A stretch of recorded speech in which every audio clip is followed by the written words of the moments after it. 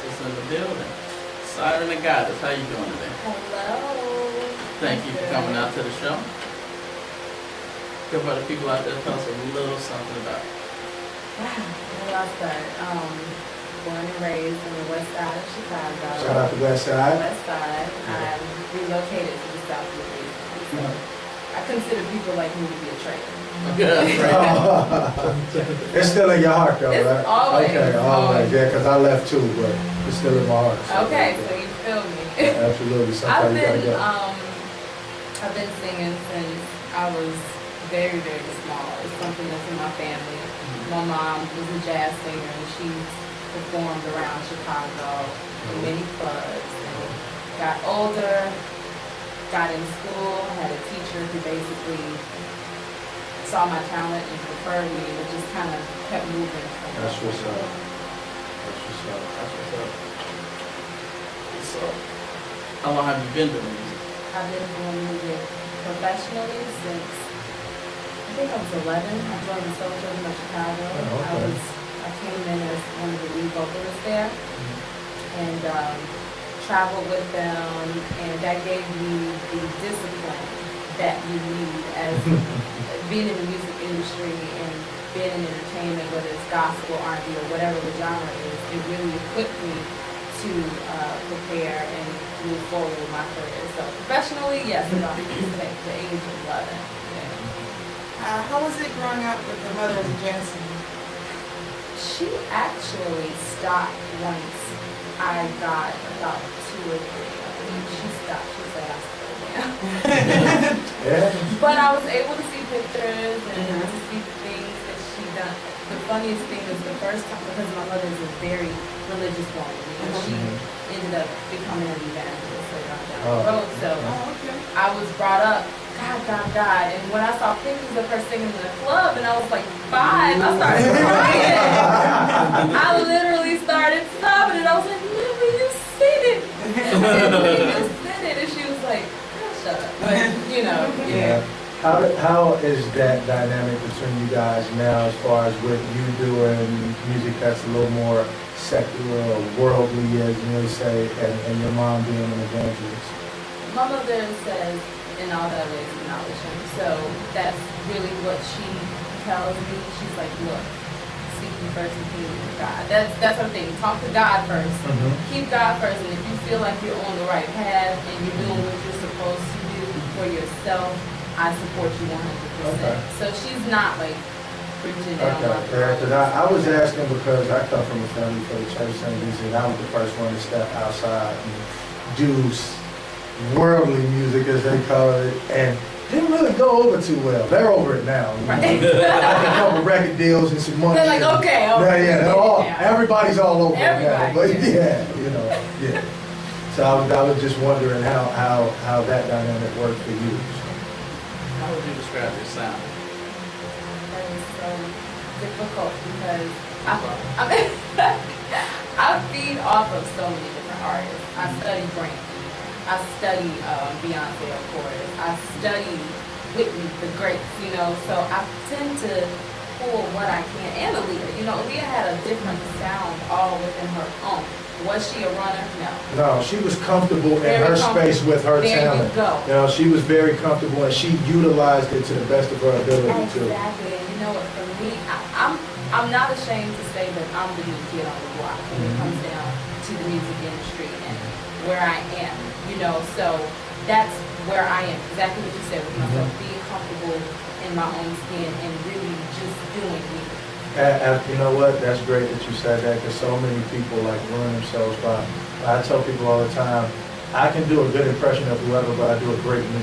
You know what I mean? And that's really all you can do. Bring you to the table. Focus on being the best you can be. And so many new artists, especially, try to model themselves after someone else instead of just finding who they are. And that's people aren't looking for the same thing. They want something different. Absolutely. So to answer your question, my sound is at times I may come off as an Aaliyah. In other songs I may come off as a Beyonce, but I'm probably a mixture. So a little bit of this and a little bit of that. A little bit of that. There you go. And I really can't say it. Yeah. Tell us about the inspiration for your One Day record. Oh, one day I get so many compliments on that song. Wow. I would say Adele. Some people think that it has like this Adele groove to it. It has an old school groove to it, and that's really what I wanted to pull from. I wanted to pull from the past. And you say, well, it's kind of dated, true, but it's dated on purpose. I realize that people like when they hear something, that they hear something that's familiar, but they can't quite put a finger on what it is, but it makes them feel good. So my inspiration was really just life experiences to, the words of one day, I'm gonna let you love me. There are a lot of women out there who basically have been hurt by somebody else, or they've had a previous relationship and it's hard for them to let the next man that's coming in their lives to love them. So she's saying, look, I don't know about right now. I really, really like you, but one day I'm gonna let you love me. Because men, I'm sure you know about women that won't let you love them. Erica, will you let me know? No. A lot of those women wind up with 9 cats on hoarders. What's wrong with that? It's cool that you were saying you was pulling some of the inspiration from Adele. I wanted to ask, like, who else do you pull some inspiration from, or who are you listening to right now that's in your ear that's kind of like Rihanna. I'm listening to Rihanna. There is this sound that's out right now that's starting to really, really take over, and I want to tap into that. When you listen to my music, I'm all across the board. Huh? Oh, you said Rihanna, I said Frankenstein. Oh, well. That's because she got a hair like Frankenstein. That's all. Oh, Lord. My brain is trying to get out of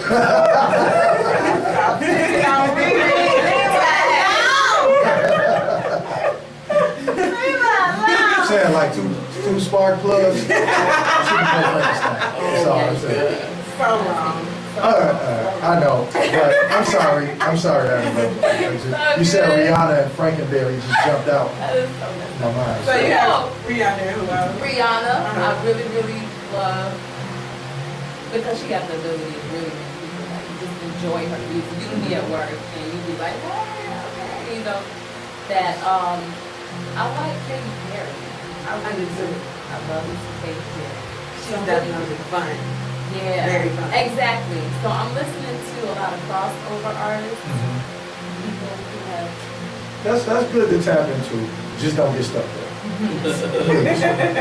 Don't get stuck there. I mean, but you know what? It's cool to do a little bit of everything. You know, it really is. Like, as an artist, you can't limit yourself.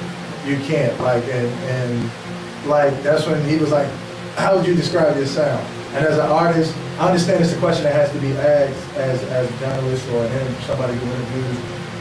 But as an artist, it's the question you dread because it's the question you dread because it's like I don't want to be categorized. I just want to be because when I wake up tomorrow, I might feel super aggressive today. Tomorrow, I might want to go pick dandelions and hug teddy bears. And the day after, and the day after, you might just want to be ratchet. Exactly. Just ratchet, but just don't ratchet reason for at no all. reason. Like, you know what? I feel like having flaming hots and a honey bun for breakfast. You know? What? Red juice. Red, right.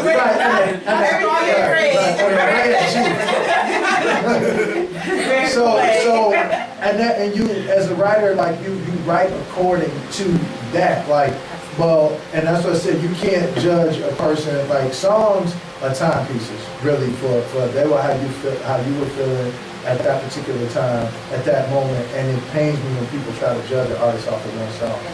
Did you hear what he or she said? Man, look, that's just how they felt. Like you don't know, somebody in their family gonna piss them off. In singers and songwriters' defense, you say this. Okay.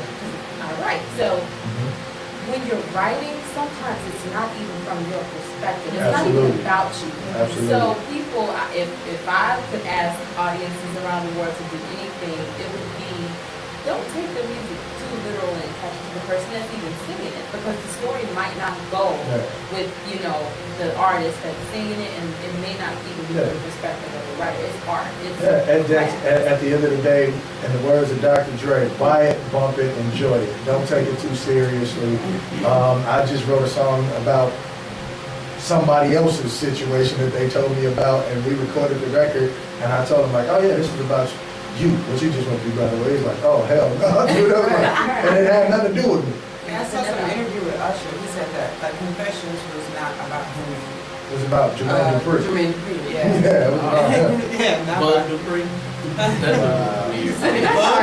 But see, here's the I know, thing. but then I'm like, then who was Jermaine? When you Right, have, wait. here's the thing, when you have a pocket full of money, you can look like anything as a guy, and That's women true. will want you.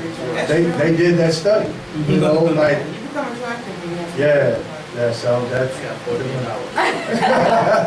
He wants you, baby. He wants you. Just curiosity. Yeah. Alright, If anyway.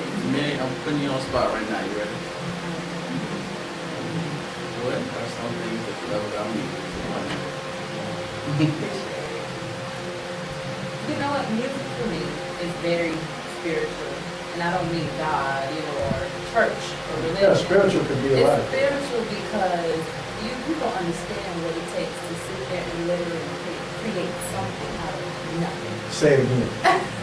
One more time. You are sitting there and you're creating something out of nothing. Out of thin air. So is it God? Like, absolutely. It's very spiritual. That's what I like most about it. You're able to really see and practice the gift that God gave us, as creators.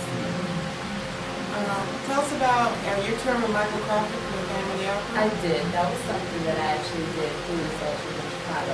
Okay, here we go. That was a more classical type of show. A lot of people don't know about me. Well, maybe so. But I am classically trained. So my singing, like what I do best, is opera. Like that's really, really what I You got love some fight. to do. I love classical music. Thank you. I love sacred music. Like I can read music. Like that's really what I like to do. So that was a great experience in that avenue because we got to sing with the full orchestra. We had Crawford and we had it was just a wonderful experience. Oh, that was about the He Touched Me record. Okay. He touched me. Okay. Not me. Is this a dirty song? Or is it- No. It actually is not. But you know what? That's funny. I know. That's why I was like, I want to say no. Say, oh, mama, that, look, look. Hey, Jay, mama, there go that man. That is so I wrong. knew coming from you, it was a. This one is like, I don't know. I was about right here, like you already know. It was like a left turn. Like, I get confused. Wow. I swear to God, I used to think. That just made me think, mama, there go that I used to think man. woman now our looks was something else, totally different. You know, we live in a world filled with ratchetness now, man. It's like woman now our looks. Okay, I'm sorry. Ooh, all right, getting back to the And discussion. we're back. Oh, okay, let's talk about the He Touched Me then. He Touched Me is the story of that comes from personal experience. Basically, guy saw me and really didn't see me, but he was, that was his way of putting it. I felt you when you walked close. So it was basically, the words are, he touched me, didn't say a word, but his voice was all I heard. He touched me. So it's basically speaking from the level of communication without words. That's all. Which 90% of communication Is. is nonverbal. Okay. So it was something. So one could, there was some innuendos there that you could place there. So it wasn't all the way, mama, there go that man. Right, not all the way. Right. No. Right on the spot. Oh, Jesus. It's silly. You gotta look at it on the side. Oh, man. That's crazy. Anyway, reeling it back on in. We hear you and accomplished writer. Tell us some of the work you've done. I wouldn't say accomplished. I'm accomplished for myself.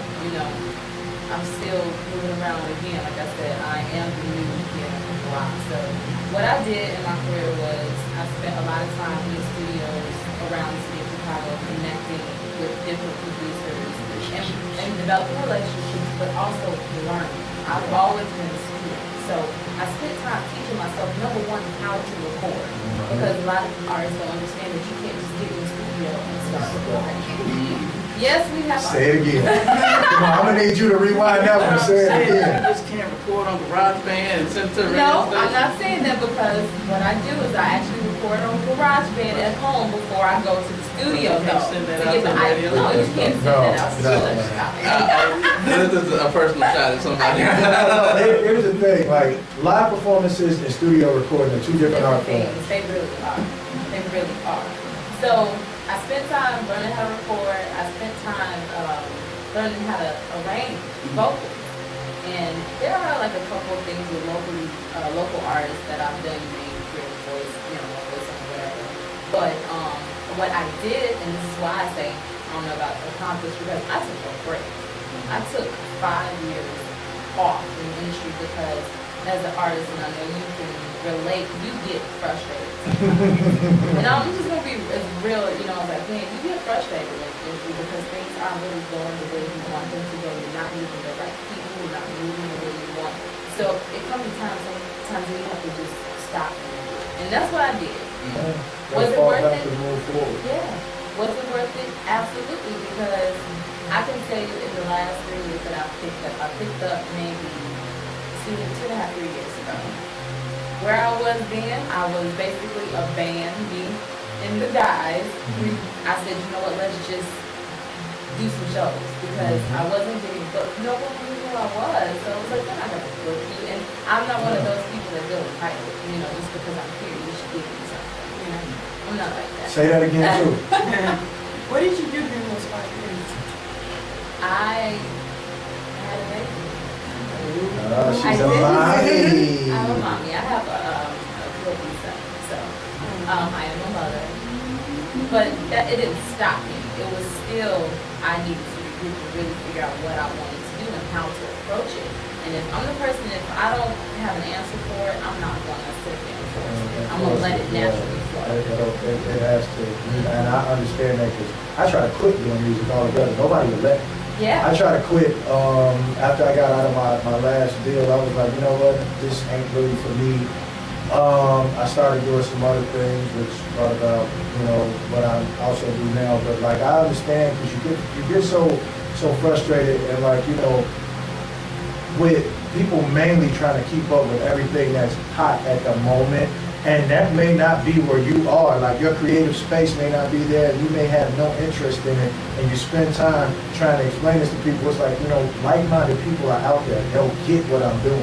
And yeah, it just gets frustrating after a while. But luckily, people around me won't let me quit. I try to quit. That's so important. I try to quit. I'm like, yeah, I'm I done. quit. Yeah, I quit. I'm not doing I it quit no 2 more. weeks ago, so don't do it. Alright, right now, name some artists that you really like, that you haven't had a chance to work with yet, that you want to work with. Producers to be. I just have this thing and I've always wanted to work with, unfortunately, the greats that I wanted to work with passed on. You know what I'm saying? But from a production standpoint, I've always wanted to work with artists. I just really, All right, let's do this it's just then. there, you know what I'm saying? Top 5 producers, top 5 artists. That's too much to talk about right now. Yeah. Top 5 artists. Top 5 artists. Brandy. Okay. I would have to say Tina Turner because Okay. it's something that I can pull from her, you know what I'm saying? Stop being creepy. I love her name. Hell yes.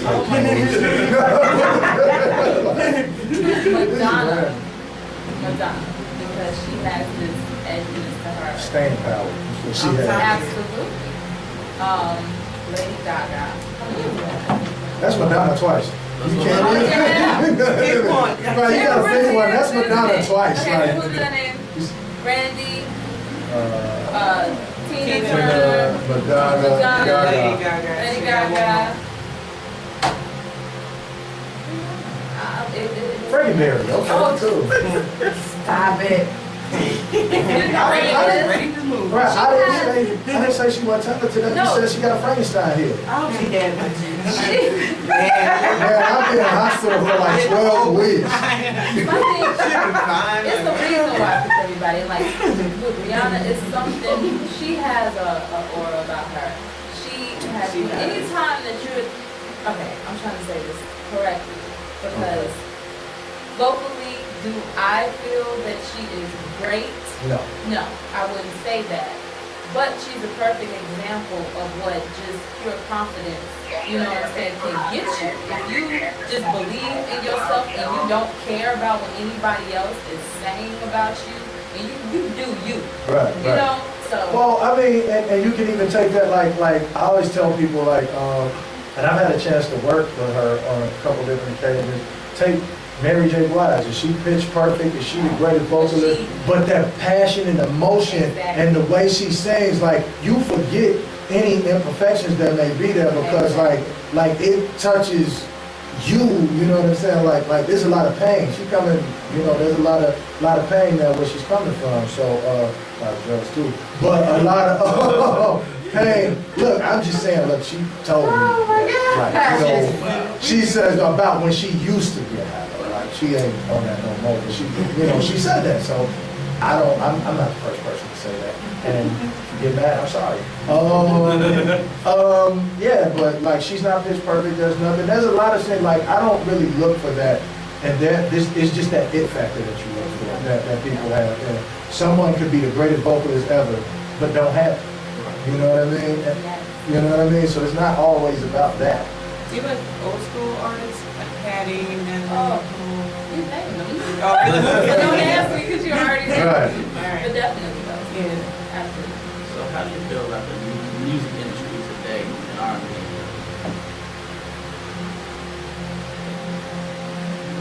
Pause. Well, because Pause. it's changing.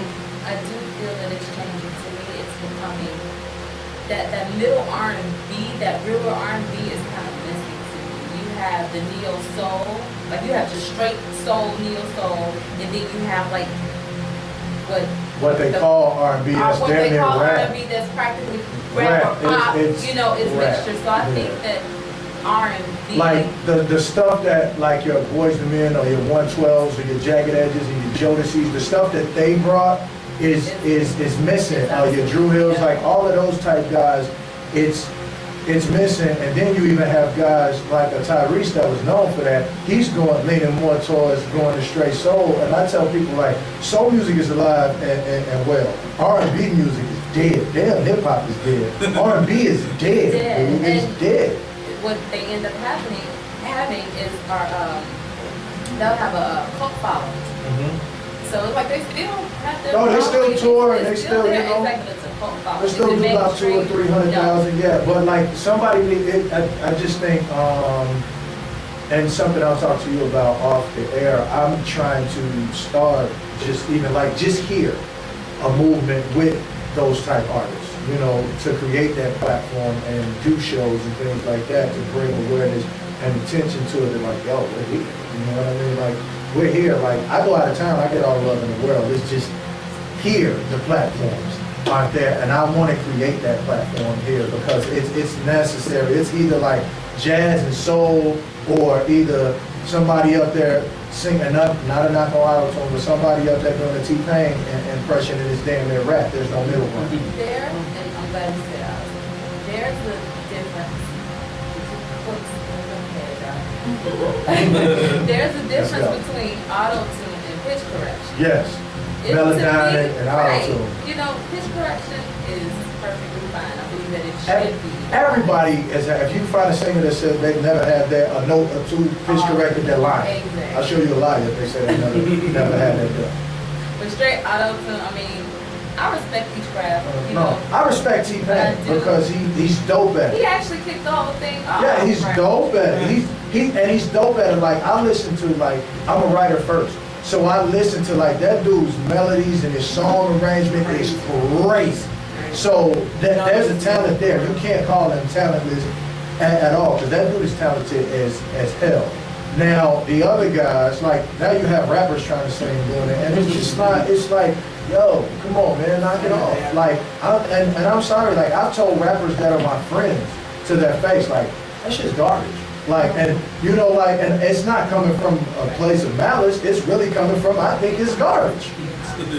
So, sorry, I'm sorry. Go ahead. So what can people find your music? Or do you have any shows? Go to my research. I'm actually in the process of building my website and really getting my social media on, developing myself in the area. So for now, you can go to reverbnation.com/Siren the Goddess. Everything, if you want to find anything on the internet, you can pull up Siren the Goddess. We already Facebook. Wait, let me make sure I can spell it.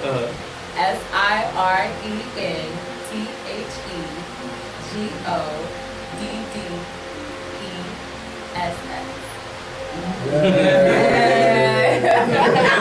You moved on to the next round of spelling. Are you on Twitter? I am. At Siren the Goddess. Gotcha. Please follow. I will follow you. I'm not sure if I am already, but I will do so right now. I will follow you back. Just at J House. I will follow that. Yeah. As far as shows coming up, I'm getting ready to, I'm planning a video release party. It's a private event. It's really a video viewing party. Absolutely. I will be performing live with the band. Shout out Max Evolution. Yeah, nice. And let me get you guys the address so that you'll have it. But basically, it's going to be a really, really nice event. I'll be performing live, we'll be viewing the video and mingling, and I want people to network. I want people to just come out and have a good time and see exactly what it is that we are presenting. The address is 2010 South Wabash, and this is I Am in the Arts Media. Okay. That's the place that's hosting it. What's the date? It's going to be September the 15th at 7 p.m. I'm there. Well, I want to thank you for coming out to the show. We really appreciate it. I appreciate you guys having me. I'm at a point where it feels like I'm starting to really, really get some industry eyes on me. So I really appreciate you guys. Yeah, if you have any music for you, say it's going to be about it. So we're going to take a quick break and we'll come back and we'll have a day show. Word.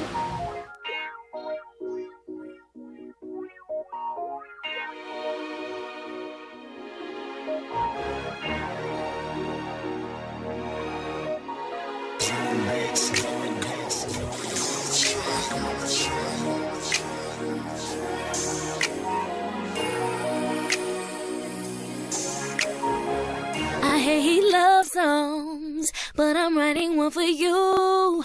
What's up? This your girl Jamisha Trice, and I'm listening to the Jay Davis Show every Saturday from 2 to 4. Jay Davis, you nasty.